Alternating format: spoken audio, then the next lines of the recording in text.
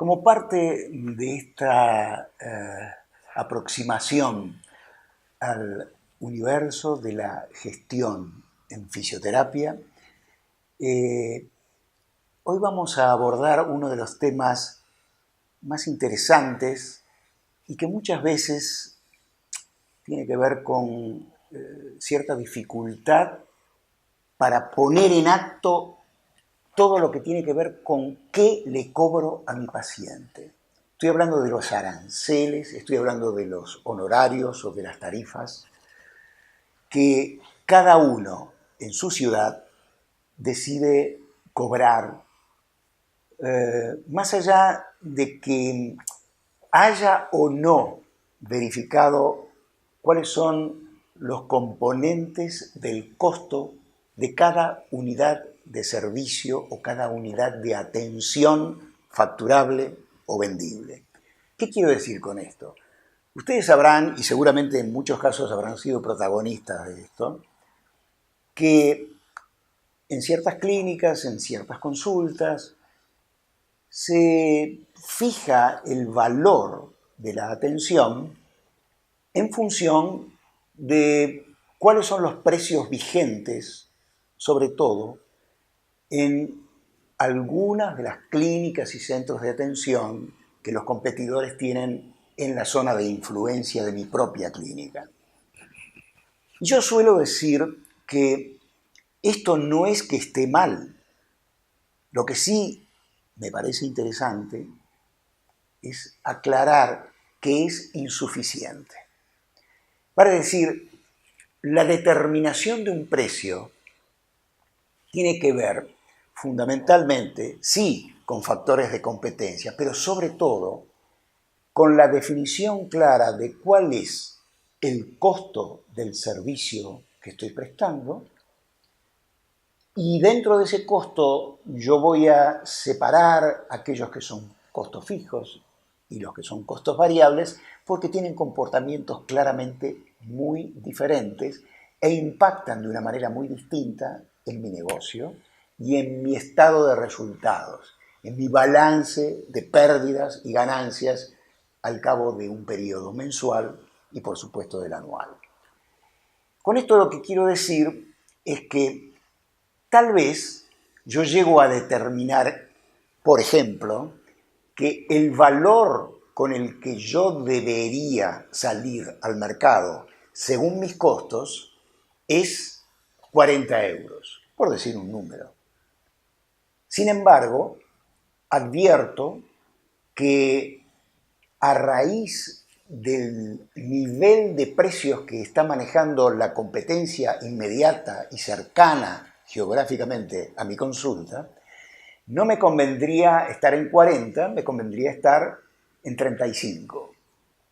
Y salgo a vender a 35 mi servicio y puedo, por supuesto, estar con la clínica colmada, con mucha gente pidiendo turnos y van uno detrás del otro sumando y sumando, pero puede llegar a ocurrir también, como me pasa regularmente todos los años, en España, por ejemplo, cuando alguien me llama y me dice, hace 2 meses que estamos con la clínica a full, a tope, y sin embargo, hace 2 meses que yo no llego con el dinero suficiente para pagar los salarios a fin de mes.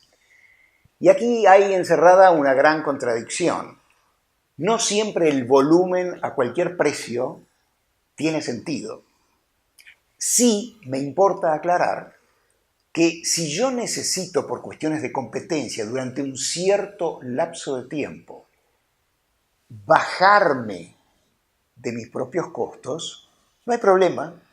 Lo puedo hacer respondiendo precisamente a esos niveles de competencia que están de alguna manera incidiendo en aquel mercado al cual yo me estoy dirigiendo. Esto es clave. Lo que no sirve para nada es hacer eso y desconocer si los costos que yo tengo en mi centro de atención son verdaderamente gananciosos o no. Quiero decir, yo puedo acomodarme a un precio externo por razones de competencia y para conquistar mercado, etcétera, para demostrar niveles de calidad, pero de ninguna manera ustedes como profesionales deberían olvidarse de considerar si están o no ganando dinero en relación con los costos reales de la operación. Este es el primer punto clave. El segundo punto tiene que ver con el modo con el que podemos estructurar ese costo que normalmente está dividido entre costos fijos y costos variables. Los costos fijos no son ningún invento esotérico, no, para nada. Es algo muy simple. Son aquellos gastos que tiene cualquier clínica, cualquier consulta, que los tiene aún sin haber abierto la puerta de la consulta.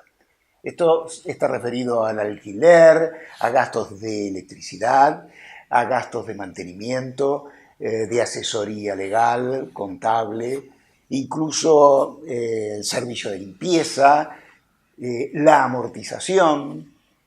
Esos gastos tienen la enorme importancia de estar ocurriendo más allá de que yo tenga o no facturación, más allá de que yo venda o no servicios. Yo puedo haber vendido solo un servicio de atención, una unidad de atención en todo un mes, y sin embargo el 100% de esos gastos impactan en mi presupuesto y en mi resultado del mes. Esto es obvio. Y por el otro lado están aquellos gastos que son variables y que tienen la particularidad y la virtud, diría yo, de estar acompañando el costo de una manera bastante acompasada, porque solamente se producen si hay venta de unidades. Si ustedes están utilizando, por ejemplo, alguna toalla o alguna tela o algún instrumento que solo se utiliza en el momento en que se atiende a un paciente, en ese caso, esto significa que yo voy a estar trabajando con un gasto que solo se produce, yo incurro en ese gasto solamente si vendo. Si no vendo, no hay tal gasto.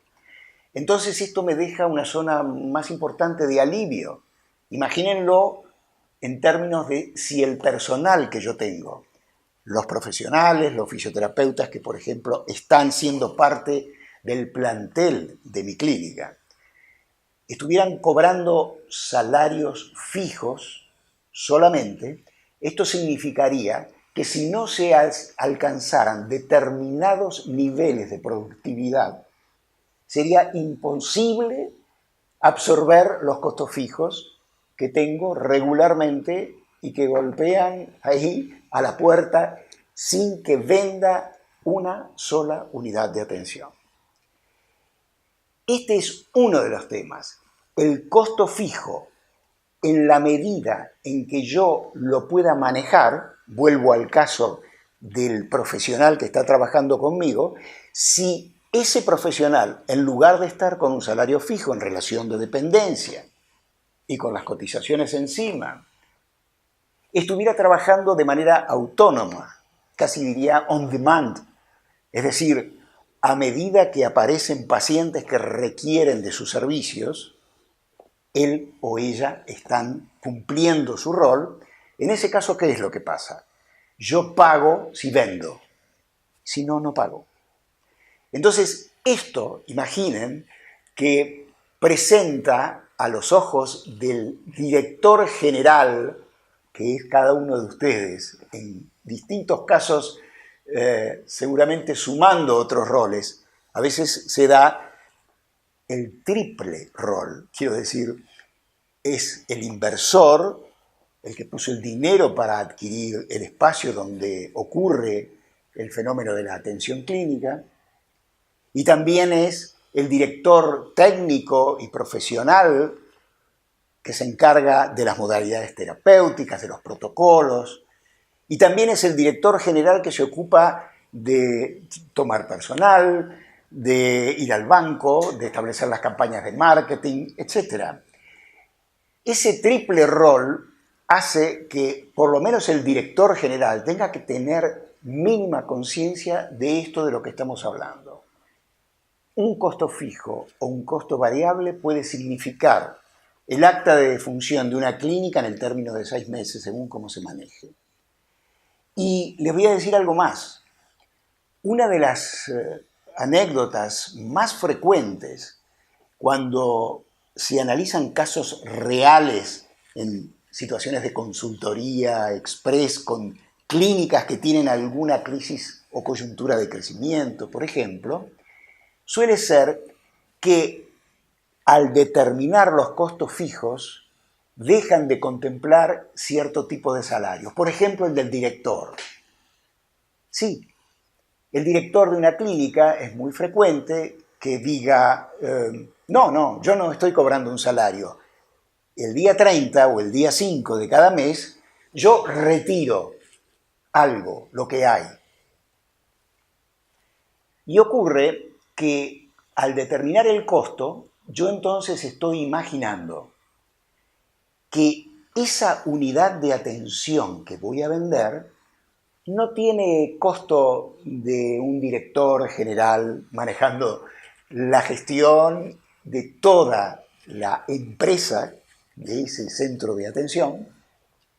Tampoco tiene un director profesional en el área médica o asistencial, porque no aparece el costo que tiene que ver con el trabajo de esa persona. Me ha tocado experimentar muy claramente y muy concretamente con casos donde directamente el director, a cierta altura de los acontecimientos, por una mala administración de justamente ese tema, el modo en que su propio salario debería estar incidiendo en el costo de cada unidad de atención y por lo tanto en el precio, por supuesto, ese señor a cierta altura deja de percibir o de retirar esos fondos que lo hacía normalmente en forma mensual, sencillamente porque no encuentra explicación al ahogo financiero que se está produciendo. Aquí es donde yo digo, bueno, vayamos un poco para atrás y pensemos que para llegar al precio, ese precio que yo quiero saber cuál sería el que técnicamente correspondería. Después puedo poner en 3 euros más abajo, en 5 arriba, para acomodarme a las necesidades estratégicas del mercado y a la situación de la competencia. Sí, claro que lo puedo hacer. Pero antes yo quiero saber la verdad. Y la verdad es que los costos fijos, que son la amenaza realmente del éxito de una gestión en una clínica, en un centro de atención de fisioterapia, esos costos fijos no deben dejar de incluir ni las amortizaciones, que son esa parte que se va guardando casi como en una caja de ahorro, como una alcancía, como una hucha, que sirve para reponer los muebles, los ordenadores, las camillas, el equipamiento, etc. Y que de una manera pacífica uno viene impactando en el costo a lo largo de 10 años. Por ejemplo, si yo compré esta camilla y pagué por ella, no importa, 1.000 euros, digo que si me va a durar aproximadamente 10 años, yo voy a impactar, para ser equitativo, para ser justo, con 100 por año. Es decir, al cabo de 10 años se habrá formado un fondo de amortización que me permitirá reponer la camilla. Pero yo voy a castigar el costo de cada año, los resultados de cada año, de una manera equitativa. Eso tiene que figurar dentro de los costos fijos, porque es imprescindible. Del mismo modo que es imprescindible que esté trabajando el señor director general en todos los aspectos que tienen que ver con la gestión de la consulta. Es impensable que, si no existiera disposición del dueño de la consulta, de quien la fundó, inventó e inauguró, si no existiera disposición para introducirse, involucrarse en los temas comerciales, seguramente tendría que llamar a una consultora de recursos humanos y decirle, por favor, elíjame un buen gerente general. Y en ese momento nos daríamos cuenta de que tenemos que estar pagando por él un determinado salario. Bueno, pues ocurre que no hay conciencia cabal de eso. Y entonces si esa tarea, que normalmente yo hubiera pagado por ella, de pronto la hago yo, simplemente porque me gusta, creo que lo esencial es darse cuenta de que a mí también deberían estar pagándome por eso. Este es el tema.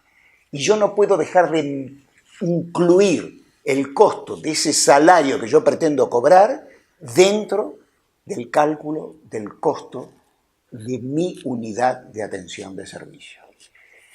Este es el objetivo y me parece interesante que ustedes se lo queden pensando de modo tal de que estas reflexiones les ayuden un poco a revisar el modo en que vienen administrando los temas estratégicos de su consulta.